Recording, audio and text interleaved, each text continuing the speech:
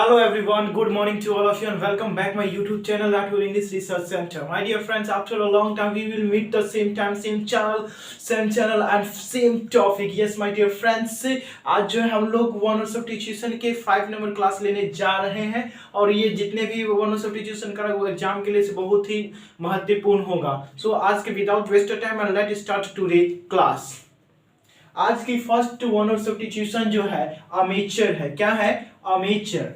Amateur का मतलब क्या होता है जरा ध्यान दीजिए. अमेचर का मतलब होता है कि कहते हैं ना कि लोग सब अक्सर बोलते हैं अरे ये क्यों कौन सा काम के हैं, इसके पास कुछ तो है नहीं, आप चले आते हैं पैर मुंह उठा के. यानी कि उसके पास नॉलेज तो नहीं है लेकिन इसमें पार्टिसिपेशन यानी पार्टिसिपेट लेने के लिए चल आते हैं, तो उन्हीं व्यक्ति को अमेचर कहा जाता है. क्या कहा जाता है? अमेचर. अमेचर का मतलब होता है कि a person who like to take participation in a game but he has little knowledge. यानी वह व्यक्ति जो होता है वो किसी गेम में पार्टिसिपेशन यानी उसमें हिस्सा लेना तो उसको पसंद है लेकिन उसके पास नॉलेज नहीं है, तो इसीलिए इसी को अमेचर कहा जाता है. क्या कहा जाता है? अमेचर. अमेचर का एक भैया होता है नौविस होता है. क्या होता है? नौविस. नौविस का मतलब ही होता है नौसिखिया. यानी इसको हम साफ साफ कह सकते हैं कि इसका मतलब ही होता है नौसिखिया.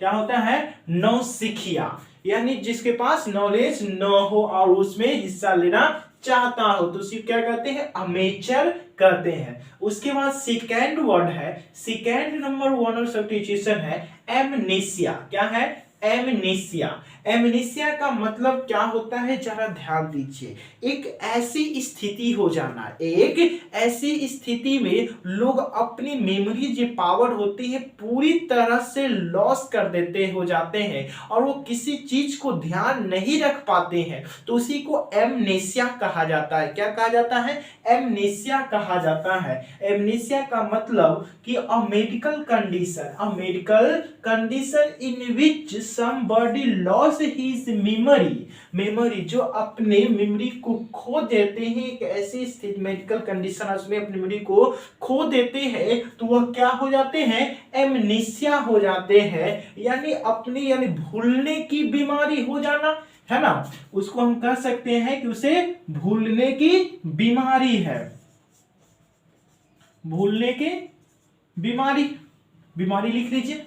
ठीक है, तो समझ में आ गया. एमनेसिया क्या होता है? एक ऐसी स्थिति जिसमें लोग अपनी मेमोरी के पावर भूल जाते हैं और कुछ ज्यादा दिन तक याद नहीं रख पाते, उसी को एमनेसिया कहते हैं. उसके बाद है थर्ड नंबर वन सब्स्टिट्यूशन की अनार्की. अनार्की क्या होता है जरा ध्यान दीजिए. अनार्की का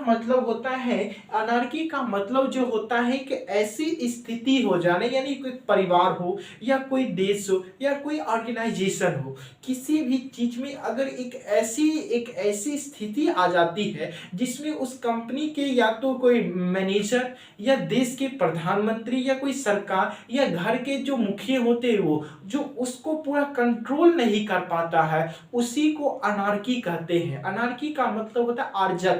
यानी किसी के कंट्रोल में न हो जाना, वो उसमें एकदम तितिर बितिर आ जाना, उसी को अनार्की कहा जाता है. जरा ध्यान दीजिए कि इसका एक्सप्लेनेशन क्या है कि a situation in a country. In country की जगह पे आप कुछ भी दे सकते हैं, फैमिली भी दीजिए, स्टेट भी दीजिए और ऑर्गेनाइजेशन कुछ भी दे दीजिए, उससे कोई फर्क नहीं पड़ता है. समझने के लिए हम एक लिए हैं. तो situation in which there are no government. एक ऐसी स्थिति हो जाना जिसमें सरकार की कोई इसमें भागीदारी ही न होना, उसी को अनार्की कहते हैं. यानी अनार्की का मतलब अराजकता हो जाता है. क्या हो जाता है?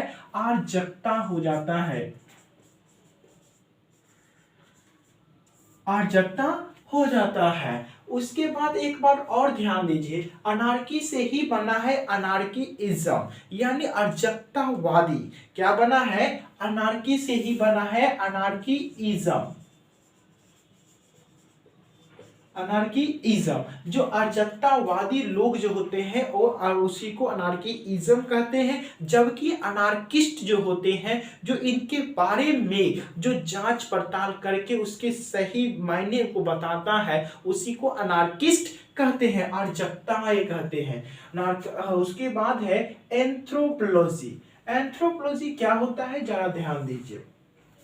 एंथ्रोपोलॉजी जो होता है, एंथ्रोपोलॉजी जो होता है यानी किसी भी जाति हो, मनुष्य की कोई भी जाति हो, और 19 मनुष्य की भी जाति, मनुष्य की जाति हो, और उसके खासकर उसके डेवलपमेंट, उसके भाषा, उसके रीति रिवाज, और उसके रीति रिवाज के अलावा उनके जो धार्मिक विश्वासीय जो चीज होती है, उनके विकास के लिए जो जिसमें हम अध्ययन करते हैं, उसी को एंथ्रोपोलॉजी कहा जाता है। क्या कहा जाता है, एंथ्रोपोलॉजी। जरा ध्यान दीजिए कि the study of human race, origin, development और बिलीफ ईटीसी, यानी कि मनुष्य की रेस का मतलब होता है जाति। क्या होता है, जाति।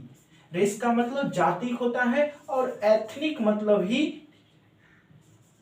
का मतलब ही जाति होता है। यानी मनुष्य की जाति को, और उनके स्पेशली जो ओरिजिन का मतलब होता है उत्पत्ति, डेवलपमेंट का मतलब होता है विकास, बिलीफ का मतलब होता है कोई उसके चीज जो परंपरा, उसको जो धार्मिक चीजें हैं उनसे संबंधित को ही दर्शाने के लिए बिलीफ का भी प्रयोग होता है। तो उसी को दर्शान जो उन तरह के जितने भी अध्ययन होते हैं, उसी को एंथ्रोपोलॉजी कहा जाता है। ANTHROPOLOGY, एंथ्रोपोलॉजी कहा जाता है। तो आपको समझ में आ गया होगा कि एंथ्रोपोलॉजी क्या है। यानी इसको हम कह सकते हैं मनुष्य जातीय विज्ञान,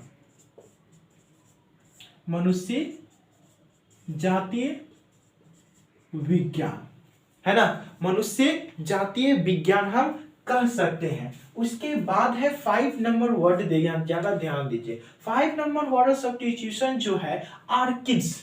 आर्किव्स क्या होता है, जरा ध्यान दीजिए। आर्किव्स जो होता है, जब कोई चीज, जो कोई भी ऐतिहासिक चीज हो जो पास्ट में हुई थी, और उनके बारे में जो भी डॉक्यूमेंट या रिकॉर्ड हम कहीं रखते हैं, जिस स्थान में रखने की जो फाइल होती है, जो फाइल में रख के हम फाइल में जो रखते हैं, उन्हीं फाइल को आर्किव्स कहते हैं। जब अक्सर आप टेलीग्राम या फेसबुक चलाते हैं, तो वहां पे जब जैसे हम सोचते हैं कि डिलीट करते हैं, तो डिलीट करने की जगह पे आपको ऑप्शन देता है कि आर्किव्स में रखें या डिलीट कर दे। तो आर्किव्स में रखिएगा, यानी वो आपका डिलीट नहीं हुआ, वो आपके सेव जगह में रखेगा, तो इसी को आर्किव्स कहा जाता है। यानी किसी चीज को फ्रंट से हटाकर किसी चीज में रख देना, उसी रखने वाला जो जगह फाइल बनती है, उसी फाइल को आर्किव्स कहते हैं। यानी आर्किव्स का मतलब ही होता है अभिलेखागार होता है। तो जैसे आप देख सकते हैं कि a collection of historical document और रिकॉर्ड्स ऑफ गवर्नमेंट या फैमिली, यानी किसी भी परिवार हो या गवर्नमेंट हो या कोई ऑर्गेनाइजेशन हो या कोई स्टेट हो या कंट्री हो, और इनसे संबंधित जो भी दस्तावेज हिस्टोरिकल हो, और उनको रखे जाने के जो कलेक्शन होते, जो संग्रह होती है, उसी को आर्किव्स कहते हैं, यानी अभिलेखागार कहते हैं। अभिलेखागार कहते हैं। उसके बाद है क्रीडाइबल। क्रीडाइबल का मतलब होता है विश्वसनीय। इसी का एक भैया है प्लाइबल, PLIABLE। प्लाइबल का मतलब ही होता है कि विश्वसनीय। क्या होता है, तो that which can be believed और ट्रस्ट, जिस पे भरोसा या यकीन किया जा सकता है, उसी को क्रीडाइबल कहते हैं। क्या कहते हैं, क्रीडाइबल, यानी विश्वसनीय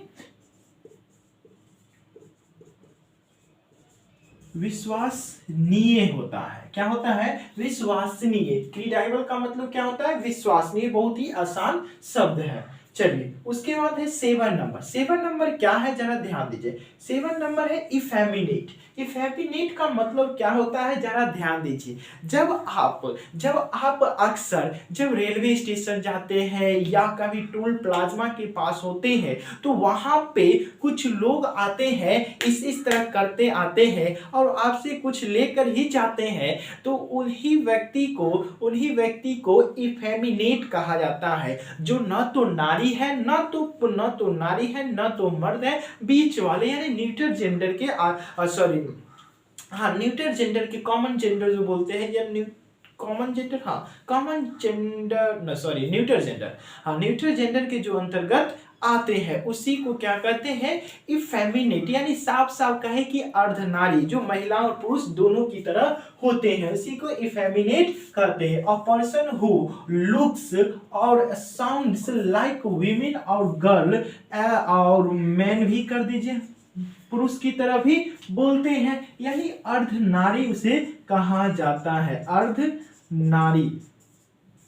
अर्धनारी कहा जाते हैं, यानी साफ साफ कहे ना कि हिजरा जो होता है उन्हीं को ही इफेमिनेट कहा जाता है। उसके बाद है 8 नंबर वर्ड, जरा ध्यान दीजिए। 8 नंबर वर्ड क्या है जरा ध्यान दीजिए। ये फेमिनिस्ट का मतलब होता है कि वह व्यक्ति जो महिलाओं को इक्वल राइट के लिए उसको सपोर्ट करता है उसी को ही फेमिनेट कहता है, यानी जो महिलाओं को इक्वल राइट, पुरुष के तरह ही उसके इक्वल राइट के लिए जो सपोर्ट करता है उसी को फेमिनिस्ट कहते हैं, यानी नारी समर्थक कहते हैं। जैसे अ person who supports the belief, उस भरोसे और यकीन पर उसके सपोर्ट करते हैं जो women should have the same right like man, जो मनुष्य की तरह पुरुष की तरह उसे होना चाहिए, तो उसी को नारी समर्थक भी कहते हैं, नारी समर्थक कहते हैं। उसके बाद है जीनोसाइड, जान दीजिए जीनोसाइड क्या होता है। जीनोसाइड क्या होता है जरा ध्यान दीजिए। जीनोसाइड जो होता है किसी भी जाति हो या किसी भी ग्रुप हो उसको संपूर्ण यानी पूरी तरह से ही उसका विनाश कर देना, मर्डर कर देना ही जीनोसाइड होता है। यानी साफ साफ लैंग्वेज में कहे तो नरसंहार, किसी चीज की जाति को ही हटा देना। जैसे डायनासोर को पूरा उसका जाति ही खत्म हो गया तो जीनोसाइड हुआ। अभी अभी जो द काश्मीरिया उसमें पंडितों को कश्मीर से पूरे पलायन कर दिए गए, वो वहां से हटा दिए गए, तो वहां पे जीनोसाइड वर्ड का अप्लाई कर सकते हैं, तो वही जीनोसाइड होता है। जैसे आप देख सकते हैं कि the murder of whole race, यानी पूरे जाति को या ग्रुप ऑफ पीपल, किसी लोग के समुदाय को ही मर्डर कर देना, उसी को जीनोसाइड करते हैं, यानी नरसंहार। और इसी का अगर नरसंहार के बात आ छिड़ गई तो एक बार और बता दूं कि इसी का भाईबा मासेकर भी होता है और स्लाडर भी, SLAUGHTER स्लाडर भी होता है। ये तीनों वर्ड एक दूसरे के सिमिलर वर्ड बनने के लिए तैयार होते हैं। तो जीनोसाइड आपको समझ में आ गया होगा कि नरसंहार के रूप में यूज किए जाते हैं। उसके बाद है गलीबल।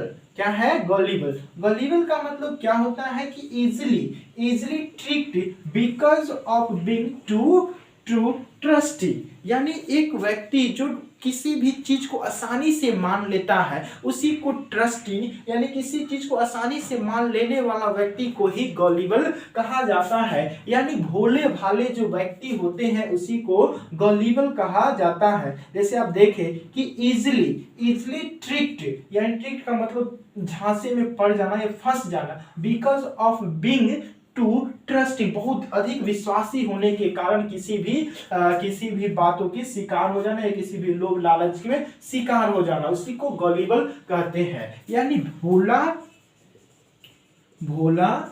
भाला।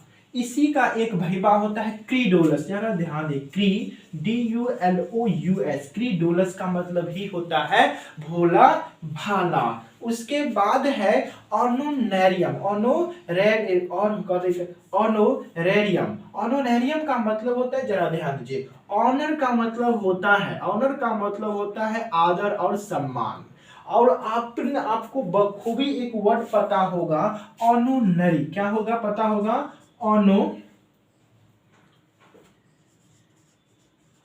ऑनोनरी। ऑनोनरी का मतलब ही होता है आदरणीय। क्या होता है? आदरणीय होता है, आदरणीय होता है। और इसी ऑनोनरी से ही बना है ऑनोनेरियम। तो ऑनोनेरियम क्या होता है? तो कहीं ना कहीं आपको पता चल गया होगा कि ऑनोनरी का मतलब जब आदरणीय होता है तो इसी से संबंधित होगा। तो ऑनोनेरियम का मतलब होता है कि जब कोई व्यक्ति किसी व्यक्ति को मुफ्त सेवाएं देते हैं, किसी व्यक्ति को मुफ्त सुविधाएं देते हैं, उन्हीं को जो मुफ्त सुविधाएं होते, इन्हीं मुफ्त सुविधाओं को बताने के लिए ऑनोनेरियम आता है। यानी जो व्यक्ति किसी जो आदरणीय होंगे, और जो सब आदरणीय कब होते हैं लोग? जब किसी व्यक्ति को अपना समय मतलब किसी अपने फैमिली के साथ ना होकर लोगों को सुविधा देते हैं और भी मुफ्त में देते हैं, तभी तो लोग उनके पूजेंगे। तो उसी जो सेवाएं होते, उन्हीं सेवाओं को ऑनोनेरियम कहा जाता है। तो ऑनोनेरियम का मतलब समझ गए होंगे कि अ payment made for somebody's profession service. यानी प्रोफेशनल सर्विस होते हैं, यानी किसी व्यक्ति के जो प्रोफेशनल सर्विस ही होते हैं, पेमेंट करना यानी पेमेंट देना, यानी उसकी सारी सुविधाएं देना, उन्हीं व्यक्ति की सुविधाओं जो सुविधाएं होते हैं वो ऑनोनेरियम कहा जाते हैं, ऑनोनेरियम कहा जाता है। जबकि उस व्यक्ति को ऑनोनेरी कहा जाता है। तो उसके बाद आता है इम्पोस्टर। इम्पोस्टर क्या होता है? जरा ध्यान दीजिए। इम्पोस्टर का मतलब होता है a person who pretend to be somebody else in order to trick people. यानी जो ट्रिक पीपल का मतलब होता है धोखेबाज लोग। धोखेबाज लोगों के वो जो कोई भी उसके जो भी क्या कहते हैं उसको, जो भी जो ऑर्डर आदेश उद्देश्य या कोई भी विचारधाराएं होते हैं, उसी में किसी व्यक्ति उसी में लोगों को फंसा लेने वाला जो लोग होते हैं, वही लोगों को ही प्रिटेंड यानी इम्पोस्टर कहा जाता है। इम्पोस्टर का मतलब होता है पाखंडी होता है। क्या होता है? इम्पोस्टर का मतलब होता है पाखंडी होता है। यानी पाखंडी जो वेशभूषा बदलने में और ढोंग करने में उसको पीएचडी किया हो, उसी व्यक्ति को इम्पोस्टर कहते हैं। तो समझ में आ गए। और हाँ, एक बात और बताइए, इसी का एक भैया होता है हाइपोक्रेटी,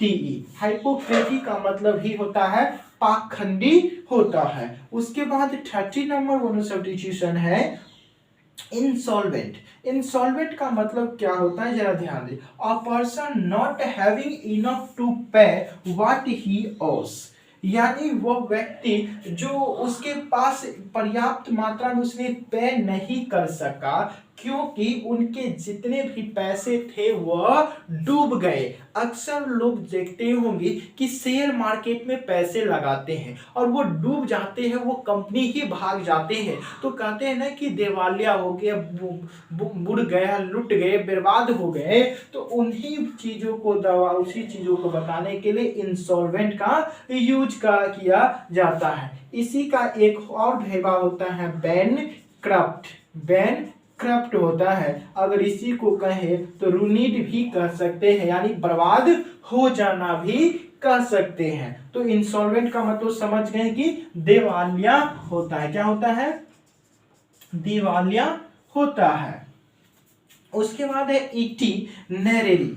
इटिनरेरी का मतलब क्या होता है? जरा ध्यान दें। अ प्लान ऑफ जर्नी यानी किसी भी यात्रा के जो भी हम प्लान करते हैं, जो भी कुछ योजना बनाते हैं कि यात्रा में जाना है, यहाँ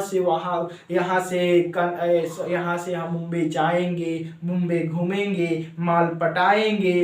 तो इस तरह के जितने भी योजना जो बनाते हैं, इन सभी को ही इटिनरी कहा जाता है, यानी यात्रा कार्यक्रम कहा जाता है। यानी यात्रा कार्यक्रम क्रम कहा जाता है।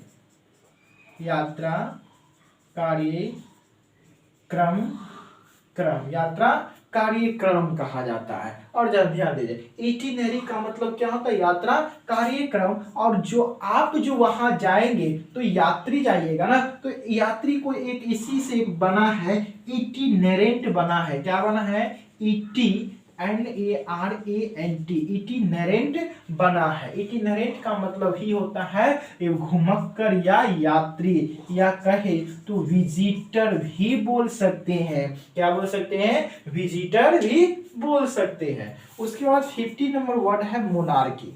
मोनार्की आपको शायद पता ही होगा, और system of government by king और क्वीन, जो राजा और रानियों के द्वारा जो सत्ता चलाई जाती है उसी को मोनार्की कहा जाता है। जैसे आपको हम पहले बताए थे कि ओलिगार्की जो कुछ छोटे छोटे लोगों समुदाय के द्वारा जो सत्ता चलाई जाती है उसे ओलिगार्की कहते हैं। जबकि एक प्लूटोक्रेसी था, जो प्लूटोक्रेसी का मतलब PLUTOCRACY, प्लूटोक्रेसी का मतलब होता था कि जो धनिक लोग, जो अमीर लोगों के द्वारा जैसे सत्ता जो चलाई जाती थी वह उसी को प्लूटोक्रेसी कहते हैं। जबकि डेमोक्रेसी जो जनता अपने रिप्रेजेंटेटिव वोट देकर अपने रिप्रेजेंटेटिव को चुनता है उसी को डेमोक्रेसी कहते हैं। तो इसी तरह मोनार्की होता है। तो मोनार्की जिसमें राजा अपना सत्ता चलाता है तो उसी को मोनार्की कहते हैं। उसके बाद आते हैं ऑबिचरी। यानी ऑबिचरी क्या होता है कि ऑन नोटिस, क्या ऑन नोटिस ऑफ समबॉडीज डेथ, यानी किसी भी व्यक्ति के जो मृत्यु के जो डेथ जो नोटिस छपता है उसी को ऑबिचरी कहा जाता है। यानी साफ साफ कहे ऑबिचरी का मतलब जो होता है, साफ साफ कहे तो शोक संदेश। क्या होता है? शोक संदेश के रूप में इसका ऑबिचरी का यूज करते हैं। जबकि मॉर्चरी का प्रयोग जो होता है MOTUARRY, मॉर्चरी का जो प्रयोग होता है वो मॉर्चरी का हम उस स्थान के लिए करते हैं जिस स्थान पर डेड बॉडीज को यानी मनुष्य की कार्कस को, लाश को रखे जाते हैं, उन्हीं स्थान को मॉर्चरी कहा जाता है। यानी मॉर्चरी का मतलब मुर्दाले होता है। क्या होता है? मुर्दाले होता है। उसके बाद है ऑर्निथोलॉजी। 18 नंबर वर्ड है ऑर्निथोलॉजी। ऑर्निथोलॉजी क्या होता है? जरा ध्यान दीजिए। The scientific study of birds, यानी पंछियों के बारे में जिस बुक में जिस चीजों में अध्ययन करते हैं उसी को ऑर्निथोलॉजी यानी पंछी विज्ञान कहते हैं। क्या कहते हैं? पंछी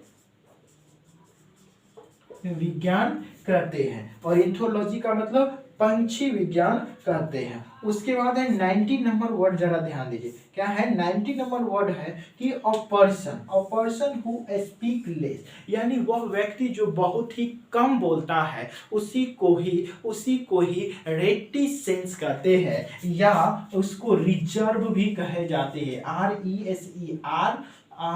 RESERVED, रिजर्व का मतलब ही होता है चुप्पी या संकोची व्यक्ति होता है। आप लिख लीजिए चुप्पी और संकोची। रेटिसेंट का मतलब क्या होता है? चुप्पी और संकोची, यानी कम बोलने वाला व्यक्ति को रेटिसेंट कहते हैं। उसके बाद 20 नंबर वर्ड है सेक्रिलाइज। सेक्रिलाइज का मतलब होता है कि वह व्यक्ति किसी भी धार्मिक संप्रदाय के जो किसी भी लोगों के जो धार्मिक स्थल होते हैं या उनके रीति रिवाज जो भी बिलीफ होते हैं उनके विरुद्ध उसका रिस्पेक्ट न करना और उनके विरुद्ध अपशब्द बोलना उसी को ही सेक्रिलाइज यानी धर्म उल्लंघन कहते हैं। किसी भी समुदाय के जो परंपरा रीति रिवाज होते हैं उनके बारे में अपशब्द बोलना ही सेक्रिलाइज कहलाते हैं, यानी धर्म उल्लंघन कहलाते हैं। तो जैसे देख सकते हैं कि an act of treating Holi things, Holi का मतलब पवित्र चीज, प्लेस बहुत पवित्र स्थान, विदाउट रिस्पेक्ट, बिना उसके आदर और सम्मान के ही उसको ट्रीट करना, उसके साथ उस तरह के व्यवहार करना ही सेक्रिलाइज यानी धर्म उल्लंघन कहलाता है। क्या कहलाता है? धर्म उल्लंघन कहलाता है। धर्म उल्लंघन, धर्म उल्लंघन कहलाता है।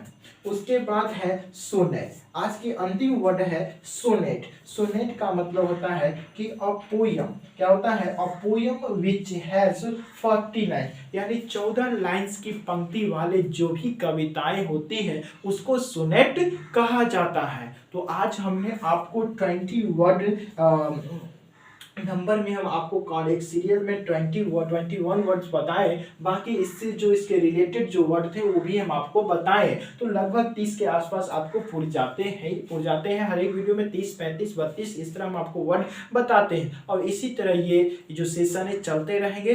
तो आज के लिए इतना ही, फिर से मिलते हैं नेक्स्ट वीडियो में, तब तक के लिए जय हिंद।